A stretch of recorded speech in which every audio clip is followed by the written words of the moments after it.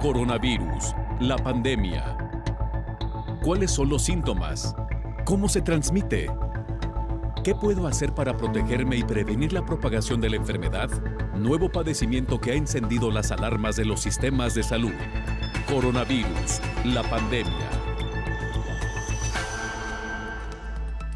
Qué gusto reencontrarnos en este programa especial de Coronavirus, la pandemia. Les recordamos que este programa es una producción de la Universidad de Guadalajara que se transmite desde el foro de Canal 44, la señal de todos, y que llega a México y América Latina gracias a la señal de las televisoras públicas que retransmiten esta señal. A lo largo de la semana y de los últimos días hemos hablado con bastante insistencia en torno a que esta tercera ola de COVID-19, al menos en México y en otros países, se ha centrado en los jóvenes. Son los jóvenes los que están registrando el mayor número de contagios. Hoy hablaremos de este llamado que hacen para no culpar a los jóvenes por los rebrotes de COVID-19, aun cuando hay varios elementos para suponer que así ha sido. Este año el mundo se ha enfrentado a dos picos epidémicos en enero y el mes de marzo. Las regiones de América, Europa y Asia sudoriental han sido las más afectadas. Organismos internacionales comienzan a movilizarse para poner en el centro de recuperación por la pandemia de COVID-19 a la juventud. El gobierno mexicano hizo un llamado precisamente a los jóvenes para que se vacunen contra COVID-19, mientras que la Organización Internacional del Trabajo advierte que el empleo de las mujeres tardará más en recuperarse que el de los hombres. De todo esto y mucho más estaremos hablando a lo largo de la siguiente hora. Vamos primero con nuestra compañera Isaura López Villalobos para que nos ponga en contexto. La llamada ola joven COVID-19 resulta una frase discriminatoria y de afectación a la salud mental de la juventud, quienes han perdurado más tiempo en el encierro y ahora que decidieron salir, el virus SARS-CoV-2 los invade y afecta en su salud. Para algunos investigadores ese término es solo responsabilizar a las chicas y chicos que solo buscan divertirse tras 19 meses de encierro y llaman a no culparlos por la incidencia de casos que se han acumulado en las últimas semanas. El anuncio de las autoridades a nivel mundial de levantar las restricciones que se habían mantenido al aligerar las medidas sanitarias y establecer que el uso de cubrebocas dejó de ser obligatorio, la juventud salió a los puertos turísticos del planeta. Ellas y ellos aprovecharon el momento de salir a disfrutar de su libertad y ahora los científicos de salud llaman a los gobiernos y a la población en general a mantener cautela por la circulación de las diferentes variantes. El máximo tope de la pandemia este año se alcanzó el 19 de abril y el 10 de mayo. A partir de junio comenzó un descenso y de nuevo desde hace 8 días inicia otra elevación de casos. En este segundo año de la pandemia COVID-19, el pico más alto a nivel global, de acuerdo con las estadísticas mundiales, se observa que no fue en diciembre del 2020 y 2021. El punto más elevado comparado con estos meses inició el 29 de marzo en las regiones de América, Europa y Asia sudoriental. En estas tres regiones se viven semanas difíciles. En los últimos días, en que comienza un tercer ascenso en lo que va del año, se han notificado por los sistemas de salud mundial 685 casos al día. Se estima que más de la mitad, al parecer, es en la juventud mayor de 20 años. La mayoría de los jóvenes a nivel mundial se han enfermado por haber acudido a un lugar turístico para festejar por doble ocasión el fin de curso escolar 2019-2020. En ese momento no lo hicieron tras el cierre masivo de cada lugar por el surgimiento del virus SARS-CoV-2 y en este segundo año de la pandemia solo quisieron disfrutar y ahora los hospitales están saturados de jóvenes, informó Isaura López Villalobos. Vamos con Cristina Gallego, corresponsal de la agencia EFE, para que nos presente el informe diario de la Organización Mundial de la Salud. Cristina, qué gusto escucharte. Adelante con el reporte. ¿Qué tal? Buenos días, Belén, y buenos días a todo el auditorio de Canal 44.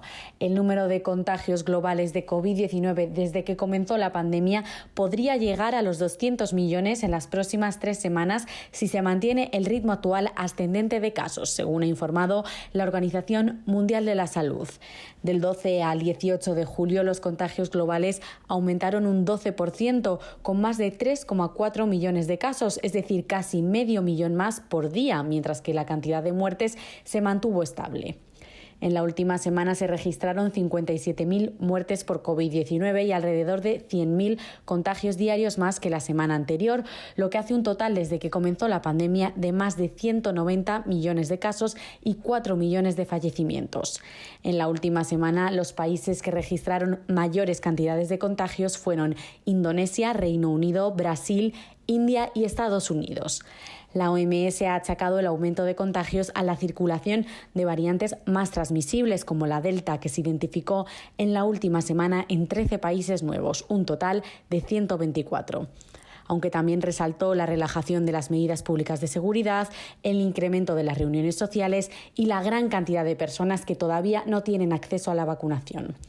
Por otro lado, los expertos de la Organización Mundial de la Salud han recomendado que las mujeres embarazadas y los niños que padezcan enfermedades crónicas tengan prioridad para recibir vacunas contra la COVID-19.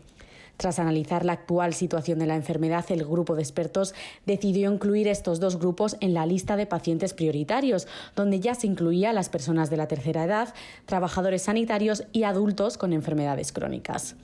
El grupo de expertos también examinó la posibilidad de incluir a las mujeres lactantes en esta lista de prioridad, aunque por ahora considera que no hay evidencias de que corran un mayor riesgo de padecer formas graves de COVID-19. Reportó desde Ginebra Cristina Gallego para el programa Coronavirus, la pandemia.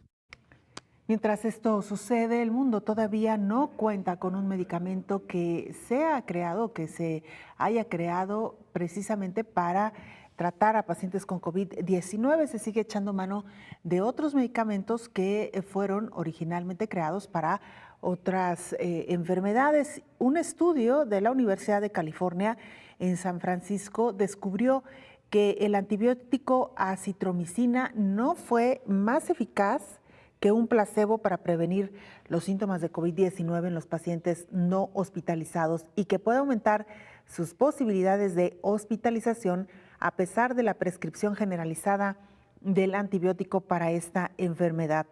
La autora principal, Catherine Oldenburg, explicó que el fármaco, que es un antibiótico de amplio espectro, se prescribe ampliamente para tratar COVID, con la hipótesis de que tiene propiedades antiinflamatorias que ayudan a prevenir el avance si se trata de manera temprana. Sin embargo, los investigadores no encontraron que este sea el caso.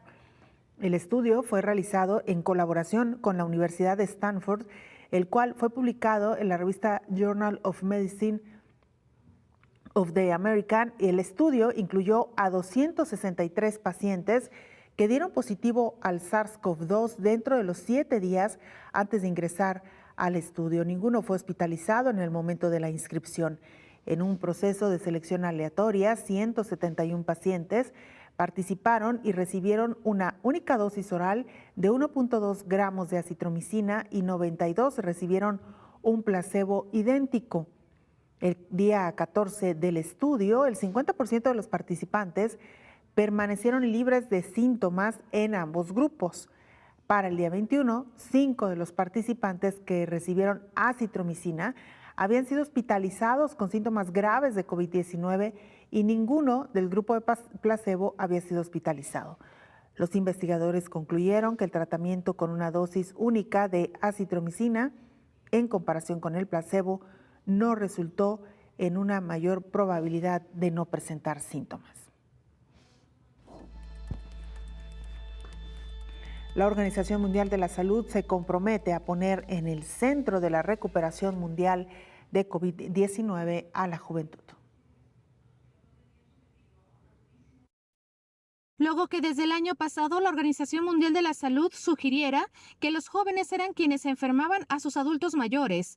Su director Tedros Adhanom ha unido fuerzas y estrategias con organismos internacionales juveniles para comprometerlos a trabajar en equipo en contra del SARS-CoV-2. Señaló que la OMS se ha comprometido a garantizar que las voces, la energía y las soluciones que ofrecen los jóvenes estén en el centro de la recuperación mundial de la COVID-19. Su colaboración con Big Six y la Fundación Pro Naciones Unidas impulsará actuaciones de amplio alcance dirigidas por los jóvenes para abordar los problemas que afrontan en sus comunidades y también proporcionará plataformas mundiales para que su talento y sus ideas sean escuchados y se actúe en consecuencia. Desde la interrupción de los estudios y la pérdida de puestos de trabajo hasta la disminución de la salud mental y el aumento de la violencia de género, la movilización de la juventud mundial apoyará a los jóvenes para superar los problemas creados por la pandemia de COVID-19. Se anunció que se dispondrá de una financiación inicial de 2 millones en 4 niveles y un programa acelerador escalará y replicará las soluciones más prometedoras y se contará con fondos adicionales a lo largo de los próximos meses, anunció la OMS. La movilización cuenta con el apoyo de gobiernos, organismos de las Naciones Unidas y familias reales, entre ellos la reina de Malasia, el presidente de Kenia, el presidente de Ghana, el vicepresidente de Nigeria, el gobierno de Fiji, el primer ministro de Bélgica, el gobierno de Singapur, así como la Comisión Europea, la UNICEF y el Fondo de Población de las Naciones Unidas, informó Rocío López Fonseca.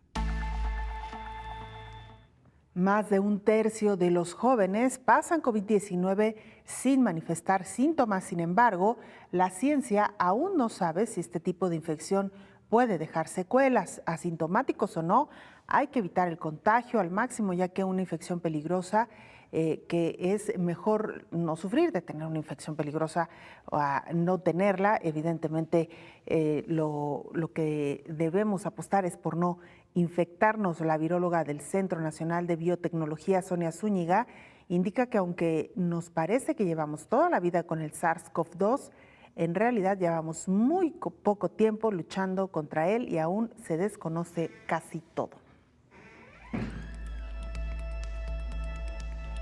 Bueno, y por si esto fuera poco, aumenta el riesgo de brotes de COVID-19 en el oeste de Alemania.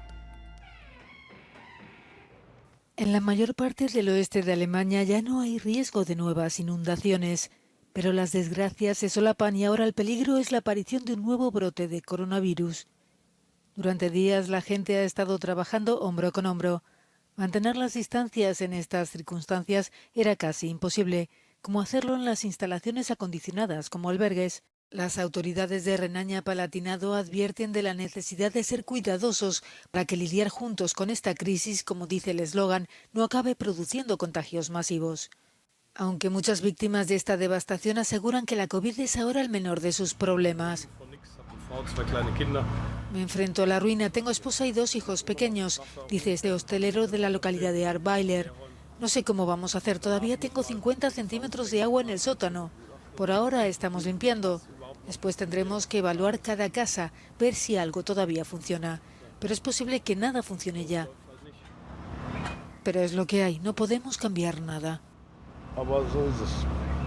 Con la distribución de mascarillas y pruebas de coronavirus y una amplia campaña de vacunación se intenta frenar las infecciones, aunque las inundaciones también han destruido parte de las infraestructuras sanitarias de las zonas afectadas, como centros de atención primaria o de vacunación. Esto que están viviendo ahí en el oeste de Alemania, con estas lluvias torrenciales que han cobrado la vida, por cierto, de muchas personas, y que hoy en pueblos como este que observábamos están pues atendiendo la emergencia provocada por las lluvias, sin embargo también luchando con otra emergencia que es la emergencia sanitaria por COVID-19. Vamos a hacer una pausa breve, regresamos con más.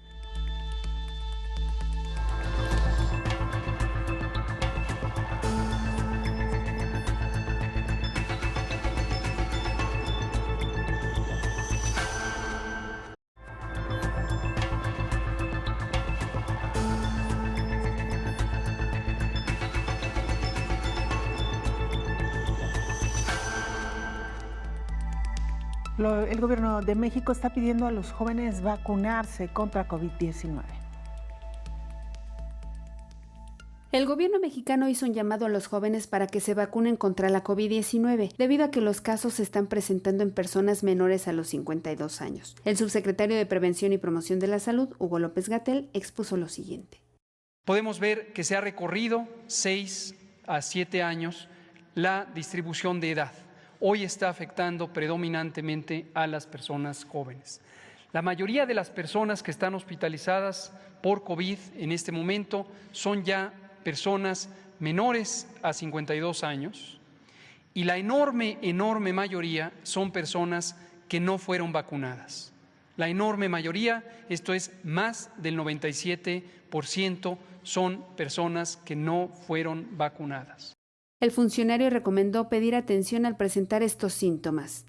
Si presentas fiebre, tos, dolor de cabeza, dolor de garganta, fatiga súbita, fatiga que empezó bruscamente, y también ciertos síntomas digestivos, diarrea inexplicada, vómito, debes pensar que tienes COVID.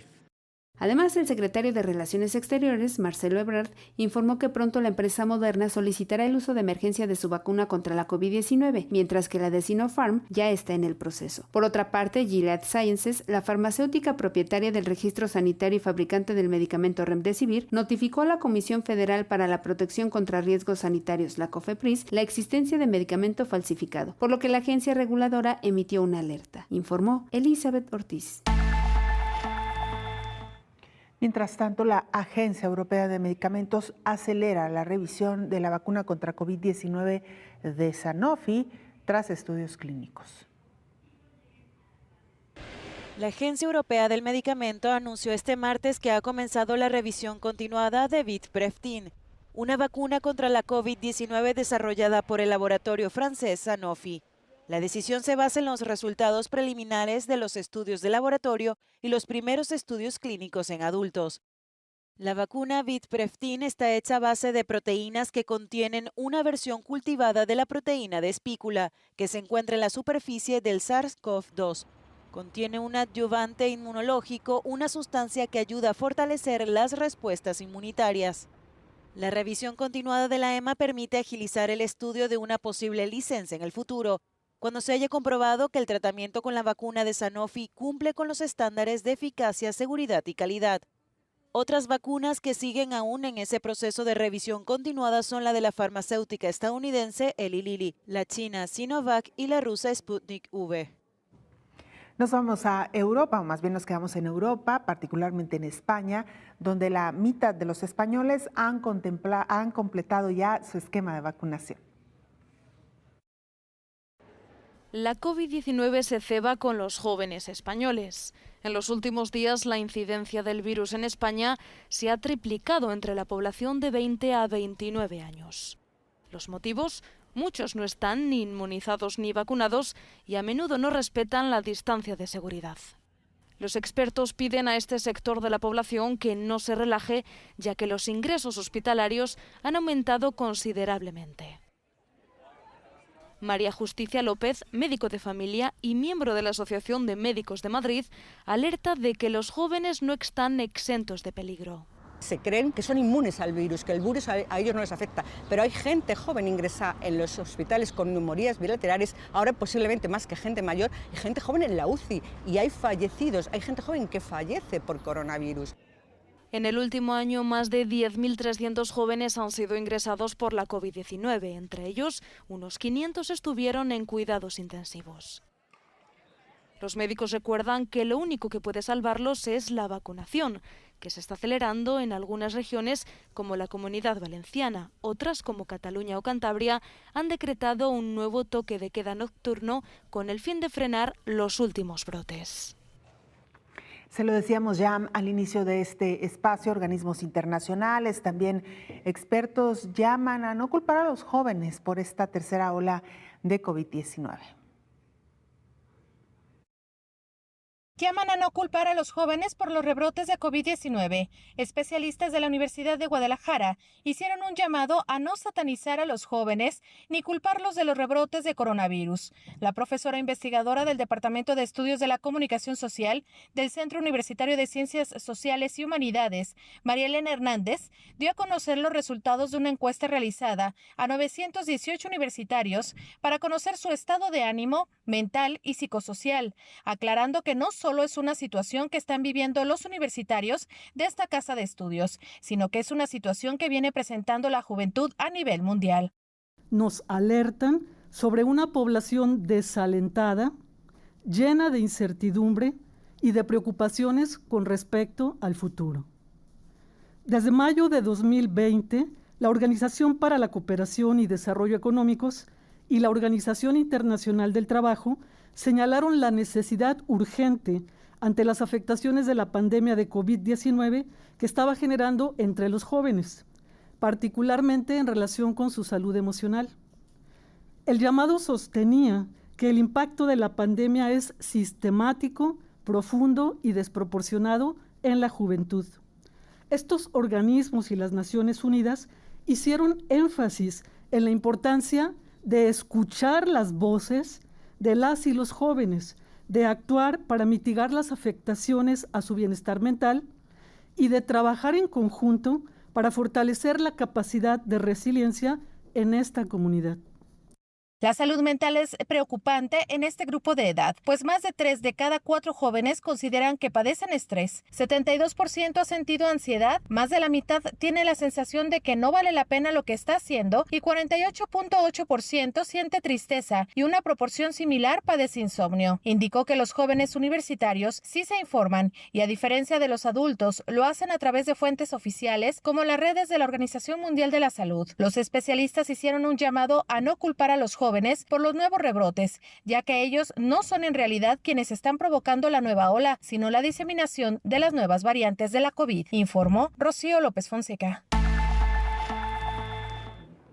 Bueno, ya hablaremos con más detalle de este llamado que hacen a nivel internacional para no responsabilizar a los jóvenes por esta tercera ola. Sin embargo, hay que decir que hay elementos para suponer que, si bien no todos, porque como bien lo explica la pieza informativa de nuestra compañera Rocío López Fonseca, hay jóvenes que han sido conscientes, que han sido cuidadosos, que se han informado. Hemos visto también en contraparte grupos numerosos que no necesariamente se han estado cuidando en medio de esta pandemia de COVID-19. Y mire, así como hay rebrotes y hay terceras olas graves, fuertes en países incluso como México, hay otros que enfrentan estos mismos repuntes con menor severidad, claro está, pero que también están dejando, o pareciera que están dejando atrás la pandemia de COVID-19. Es el caso de Islandia, que no ha reportado ningún caso de COVID-19, fíjese usted, desde mayo, y además no tiene registros de personas fallecidas a causa de esta enfermedad desde el 29 de diciembre del 2020. Así como usted lo escucha, hay un lugar en la Tierra que no ha reportado casos de COVID-19 desde mayo y que no ha registrado ninguna muerte desde diciembre del año pasado. Las autoridades islandesas indicaron que desde el inicio de la pandemia, solo el 1.9% de su población ha contraído coronavirus, es decir, unas 6.555 personas de las más de 343.000 que habitan la isla. De estos contagios han perdido la vida 29 personas, pero ninguna de ellas en 2021, de acuerdo con el Centro Especializado de la Universidad Johns Hopkins. El 20 de noviembre de 2020 fue el día que Islandia tuvo más muertes, cuando fallecieron 5 personas por COVID-19. En octubre del mismo año se registró el pico de contagio en el país, pues 106 personas se contagiaron el 9 de ese mes. Al corte de ayer, México acumulaba más de 2.644.000 casos, 236.000 muertes. Era básicamente lo que están reportando las autoridades. Y bueno, con esta pieza le damos la más cordial bienvenida al doctor Héctor Raúl Pérez Gómez. Doctor, ¿cómo está? Bienvenido. Hola Belén, buen día, qué gusto saludarte. Igualmente, pues sí hay un lugar en la Tierra, doctor, claro, donde la pandemia parece poco a poco ceder. Hay que decir también que, bueno, Islandia es un país de primer mundo, es una isla, tiene muy baja población, 343,000 habitantes. Vamos, que tiene varias condiciones que pueden ayudar a la contención de la pandemia.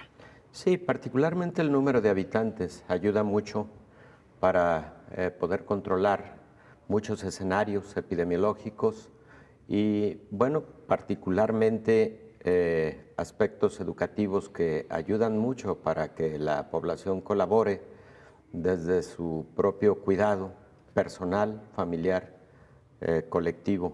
Entonces, Islandia ha sido uno de los países modelo en ese control. También lo ha sido Nueva Zelanda, que aunque se trata de un país mucho más grande y con una mayor población, por otro lado, también se trata de un país en donde la extensión territorial permite de alguna manera y además el modelo político-económico evitar muchos conglomerados y las personas han respondido muy bien, pero además el caso de Nueva Zelanda, con una aplicación muy rápida de vacunación y sobre todo con una aplicación de pruebas de diagnóstico de laboratorio de las más altas proporciones en el comparativo de todos los países. Esto significó en su momento que Nueva Zelanda hacía una prueba de diagnóstico, encontraba positividad e inmediatamente hacía un rastreo de todos los contactos con mucha juiciosidad y particularmente tenía la capacidad de generar cercos sanitarios que muy rápido lo llevaron al control.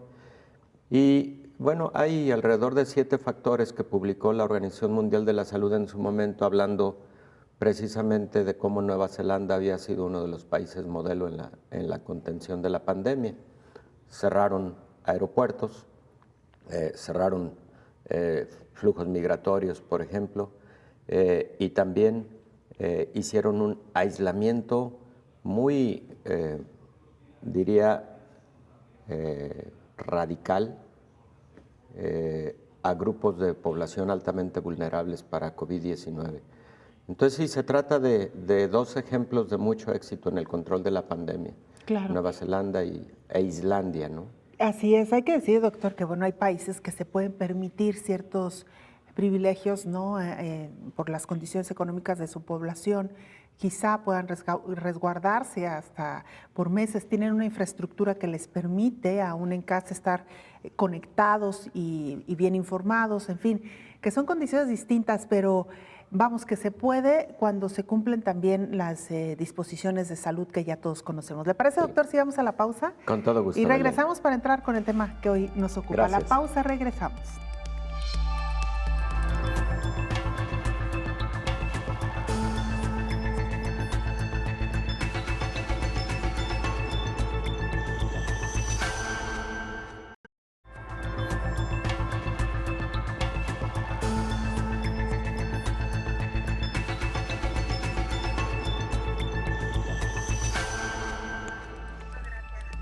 En Reino Unido se recomienda vacunar a los niños y niñas, así como a los adolescentes con enfermedades crónico-degenerativas.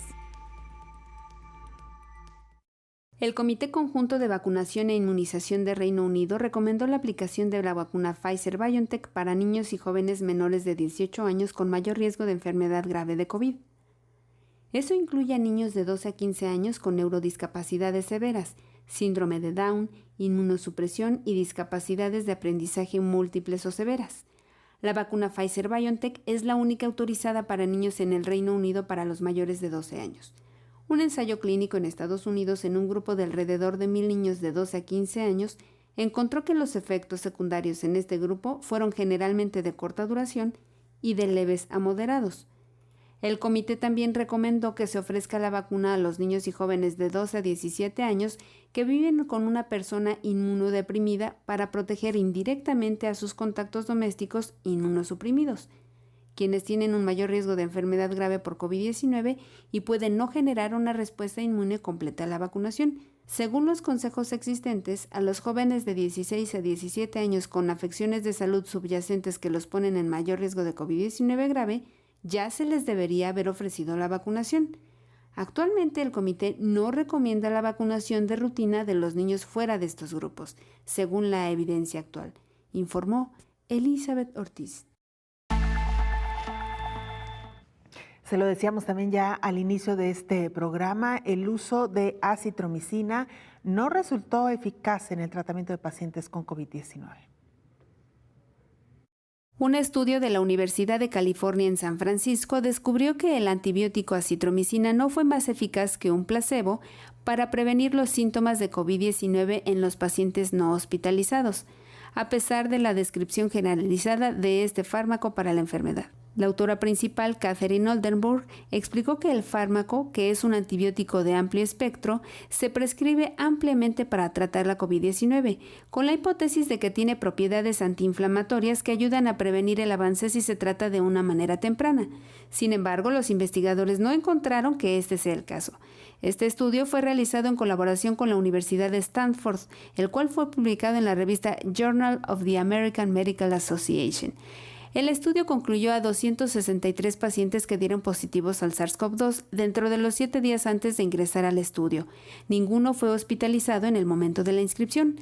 En un proceso de selección aleatoria, 171 pacientes recibieron una única dosis oral de 1.2 gramos de acitromicina y 92 recibieron un placebo idéntico. El día 14 del estudio, el 50% de los participantes permaneció libres de síntomas en ambos grupos. Para el día 21, 5 de los participantes que recibieron acitromicina habían sido hospitalizados con síntomas graves de COVID-19 y ninguno del grupo de placebo había sido ingresado a las clínicas. Los investigadores concluyeron que el tratamiento con una dosis única de acitromicina en comparación con el placebo no resultó en una mayor probabilidad de no presentar síntomas. El artículo es uno de los primeros estudios controlados con placebo que no muestra ningún papel para la acitromicina en pacientes ambulatorios, informó Elizabeth Ortiz. Bueno, pues más datos sobre este estudio. Doctor, ya lo comentábamos al inicio del espacio, el uso de este antibiótico conocido como acitromicina para tratar a pacientes con COVID-19. Sí, Belén, fíjate que ha sido uno de los fármacos más utilizados en pacientes con COVID, con el argumento de algún hallazgo previo de actividad antiinflamatoria de la acitromicina, y te diría que un alto porcentaje, más del 80% de pacientes con COVID-19 estuvieron recibiendo este fármaco, pero este es uno de los primeros estudios que de manera más controlada demuestran la poca eficacia para el objetivo particular de reducir la respuesta inflamatoria en pacientes con COVID. Te voy a decir también cuál es el otro escenario, y como infectólogo, seguramente los colegas que nos podrían estar escuchando compartirán conmigo la siguiente reflexión. Frecuentemente se recibe a un paciente, por ejemplo, joven, con síntomas de neumonía, que en el contexto de COVID-19, de la pandemia de COVID-19, tiene alta probabilidad de ser una neumonía por COVID-19, pero también existen un número significativo de neumonías atípicas causadas por bacterias, en donde la acitromicina juega un rol primordial. Entonces, una decisión de inicio de terapia antimicrobiana con acitromicina en un paciente con una neumonía atípica que todavía no tiene un diagnóstico definitivo microbiológico de si puede tratarse del propio SARS-CoV-2, pero también podría tratarse de una clamidia respiratoria, podría tratarse de Mycoplasma pneumoniae, podría tratarse de microorganismos de tipo bacteriano más que viral, y ahí juega un papel importante la acitromicina. Entonces, tampoco perder de vista que a veces la decisión terapéutica inicial está orientada a cubrir a un paciente con una neumonía atípica que podría no ser COVID, sino por un patógeno en donde acitromicina sí tiene un rol fundamental. Doctor, vámonos un poquito más al origen de este medicamento. Es un antibiótico. Así es. ¿Y se utiliza particularmente para qué, doctor? Es un antibiótico surgido hace por lo menos 3 décadas. Es un antibiótico del grupo o la familia de macrólidos y se utiliza para infecciones bacterianas, sobre todo respiratorias. Por ejemplo, se puede utilizar para faringoamigdalitis causadas por Streptococcus pyogenes, una bacteria la que más comúnmente causa faringitis bacteriana, pero también se puede utilizar para patógenos que generan neumonía, como antes lo he comentado, por ejemplo, por este mismo patógeno, Streptococcus pneumoniae, o por clamidias respiratorias, Mycoplasma pneumoniae, que también son bacterias que generan neumonías atípicas. Y, por ejemplo, se trata de un antibiótico que puede tener excelentes actividad antimicrobiana en algunos patógenos que causan infección del tracto genital. Por ejemplo, también clamidias, ureaplasmas que pueden estar generando infecciones de transmisión sexual inclusive, y ahí, por ejemplo, una dosis única de acitromicina en el caso de uretritis o de cervicitis, infecciones del tracto genital causadas por algunos patógenos de transmisión sexual, puede ser de gran utilidad. Entonces es un antibiótico con múltiples propiedades que puede ser utilizado en diversos síndromes infecciosos, incluyendo neumonía atípica. Por eso también al inicio tuvo mucho uso, porque recordemos que había pacientes que se presentaban en ese escenario de una neumonía atípica, no había un resultado todavía definitivo del patógeno responsable,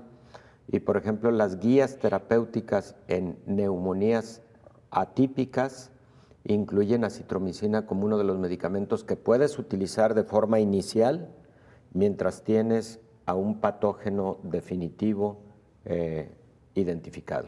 Claro. Ahora, doctor, esto nos lleva también a otro tema. Los antibióticos, y la pregunta planteada desde la más profunda ignorancia, ¿los antibióticos se suministran o se prescriben particularmente para bacterias? Es decir, ¿no hay antibióticos para virus? Bueno, los antibióticos en general se consideran útiles para infecciones bacterianas.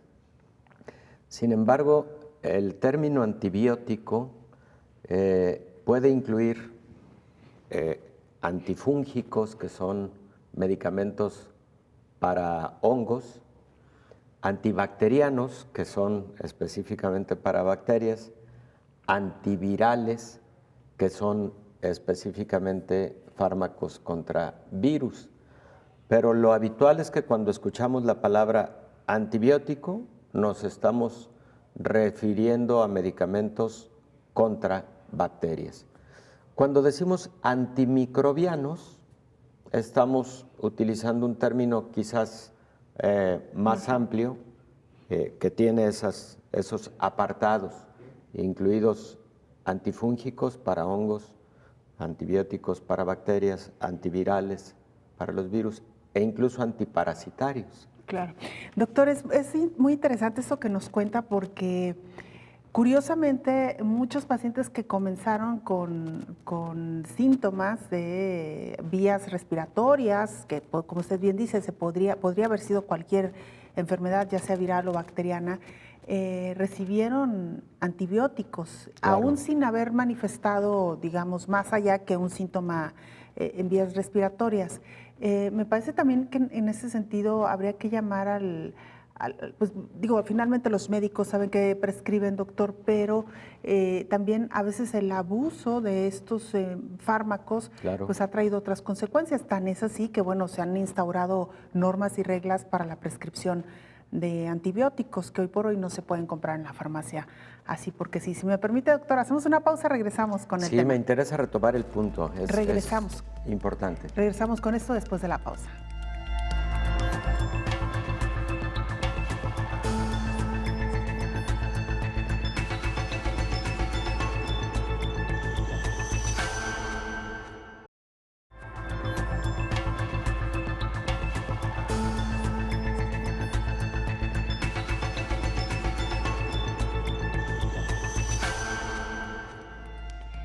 La Organización Internacional del Trabajo señala que la pérdida de empleo se agudiza en el sector femenino en este tiempo de pandemia. El empleo de más en recuperarse que el de los hombres. En 2021 habrá 13 millones menos de mujeres trabajando que en 2019, pero sobre todo de las más jóvenes, mientras que los hombres habrán recuperado los niveles prepandemia. Según un nuevo estudio de la Organización Internacional del Trabajo, entre 2019 y 2020, el empleo de las mujeres se redujo en un 4.2%, el equivalente a una caída de 54 millones de puestos de trabajo, mientras que el empleo de los hombres se redujo en un 3% o 60 millones de puestos de trabajo. Aunque el crecimiento del empleo femenino previsto para 2021 supera al de los hombres, no alcanzará para devolver a las mujeres a los niveles anteriores a la pandemia. En 2021, solo el 43.2% de las mujeres en edad de trabajar estarán empleadas, frente al 68.6% de los hombres. La región de las Américas experimentó la mayor pérdida de empleo femenino a consecuencia de la pandemia, un 9.4% frente al descenso del 7% en el caso de los hombres. La OIT estima que a nivel regional, solo el 46.8% de las mujeres latinoamericanas estarán empleadas en 2021, mientras que en el de los hombres alcanzará el 66.2%. Estas cifras dibujan unas perspectivas sombrías para las mujeres de la región, sobre todo de las más jóvenes y de las que rebasan los 40, señaló la agencia de la ONU, informó Rocío López Fonseca. Doctor, antes de irnos a la pausa, planteábamos este escenario que fue muy común al principio de la pandemia. Personas que sin tener un diagnóstico claro de COVID-19 fueron tratadas con antibiótico, entre otros la acitromicina, de la que hoy estamos hablando. Y pues decíamos también, doctor, este abuso, no solamente estamos hablando de este caso, sino en general del uso de los antibióticos, que ha sido pues un problema de salud, me comentaba usted. Sí, mira, Belén, si revisas los 10 aspectos prioritarios que tiene la Organización Mundial de la Salud para la década que estamos viviendo, nos vamos a encontrar, por ejemplo, entre otros, el control de la epidemia mundial de VIH, nos vamos a encontrar el control de las arbovirosis, entre las que están el dengue, el zika, el chikungunya, el control de la tuberculosis. Te vas a encontrar, entre otros, uno muy importante, que es el control de la resistencia a los antimicrobianos. Es hoy por hoy una prioridad de la Organización Mundial de la Salud. Y es que lo que ocurre es que cada vez los médicos nos enfrentamos a problemas infecciosos, tanto del ámbito hospitalario como del ámbito de la comunidad, en donde la infección es causada por bacterias con múltiple resistencia a los antibióticos.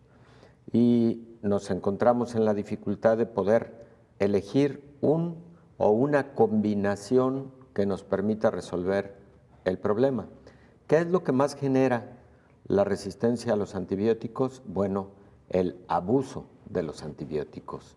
Por eso, el control de la prescripción o de la venta, que no se puede vender un fármaco sin una adecuada prescripción, eso es fundamental. Pero por otro lado, evidentemente los conocimientos del propio personal de la salud para no generar abuso en el uso de los antimicrobianos. Ahora, con respecto al tema de la cantidad de pacientes que han recibido antibióticos en esta pandemia de COVID-19, el inicio de la pandemia, Belén, es muy diferente al momento que vivimos en la actualidad en el escenario clínico, sobre todo del paciente ambulatorio. Hay que decirlo también con mucha claridad. Hace algunos momentos comentaba que el escenario de los inicios fue el de un paciente que tú recibías con síntomas respiratorios, frecuentemente un paciente de edad media, en donde el diagnóstico probable era de una neumonía atípica, además cuando veías una imagen radiográfica o tomográfica, y aunque sospechabas de que fuera COVID, no tenías todavía una prueba diagnóstica confirmatoria de COVID. Claro, la sospecha más importante era COVID, pero el escenario de hace muchos meses es: vaya y realícese una prueba de PCR en exudado nasofaríngeo. Para ir a esa prueba de PCR había que hacer citas que frecuentemente eran otorgadas unos días después. El resultado era otros días más adelante. Para el transcurrir de ese tiempo habían pasado frecuentemente ya 8 días por la carga de trabajo, etcétera, y en esos 8 días el médico tratante tenía que cubrir al paciente ante la posibilidad de que no fuera COVID, de que también de que pudiera ser una neumonía causada por otro patógeno tradicional, previamente reconocido como un patógeno atípico. Entonces, bajo ese escenario, los médicos frecuentemente utilizamos antimicrobianos para brindar una cobertura y una protección. A eso se le llama terapia empírica apropiada, y es un término en medicina perfectamente aceptado. ¿Qué es la terapia empírica apropiada o la terapia antimicrobiana empírica apropiada? Es aquella que tú decides en base a datos clínicos, a datos epidemiológicos, al escenario que vive el paciente, en donde tú tienes que cubrir, proteger con ciertos antimicrobianos al paciente en tanto tienes un diagnóstico definitivo.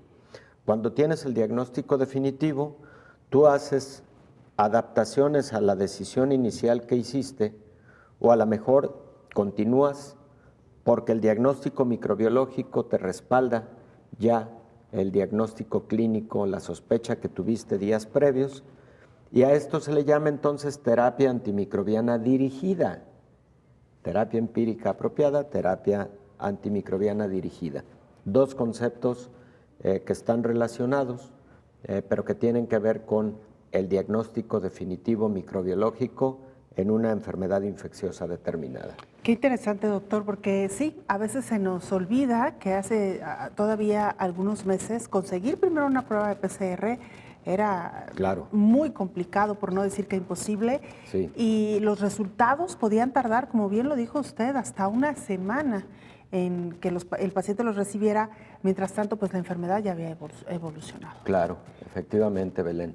Entonces, hoy es distinto porque hay una prueba rápida de antígeno que tiene un alto nivel de sensibilidad y además casi un 100% de especificidad. Tú tienes una prueba positiva de antígeno de SARS-CoV-2 y prácticamente tienes el diagnóstico, y esa prueba la tienes en 15 minutos. Se llaman pruebas de diagnóstico in situ o en el lugar de manejo. ¿Eso qué significa? Pues que se pueden realizar en el área de urgencias respiratorias de un hospital. El paciente llega, se toma la prueba y en 15 minutos sabes si tiene o no tiene COVID, y entonces tienes la posibilidad de guiar mucho mejor la terapia que vas a decidir, o si lo tienes que hospitalizar por la gravedad, etcétera, ¿no? Así es. Bueno, por lo pronto hoy esta charla, en este contexto que hemos dado a conocer de que la acitromicina resultó no ser un buen tratamiento para pacientes con COVID-19. Hay muchos más en estudio, doctor. Claro. Seguimos esperando un medicamento exprofeso Sí. para COVID-19. Sí, Belén, hay muchos protocolos en trayecto. Hay, por ejemplo, un fármaco que suena muy promisorio que se llama Molnupiravir, de una farmacéutica Merck Sharp & Dohme, MSD. Suena bien, está en ensayos fase 3, con posibilidades de buenos resultados, pero así como Molnupiravir hay varias moléculas también en estudio, también fase 2, fase 3. Esperemos que muy pronto tengamos algo más eficaz, seguro, específico contra COVID-19, lo que en su momento fue oseltamivir para la influenza, pues ojalá y pronto llegue también para COVID-19. Sería un elemento fundamental en el control de la pandemia. Tendríamos ahora sí que la trilogía o la triada perfecta, doctor. Tendríamos diagnósticos tempranos, tendríamos una vacuna y tendríamos un tratamiento, que es lo que nos sigue faltando. Yo insisto, hasta que no tengamos un fármaco 100% efectivo, 100% reconocido, creo que respiraremos, ¿no? Un poquito más, más en paz, y lo más importante es seguirnos cuidando, que eso es fundamental. Sí, diría que es el cuarto elemento, todos probablemente igual de importantes, pero ese cuarto elemento no perderlo de vista mientras tanto. Así es, uso de cubrebocas, la sana distancia, evitar lugares concurridos. Doctor, muchas gracias. De nada, Belén. Que tenga muy buen día. Igualmente. Gracias. Nos vamos, pero sobre todo gracias a usted por habernos acompañado.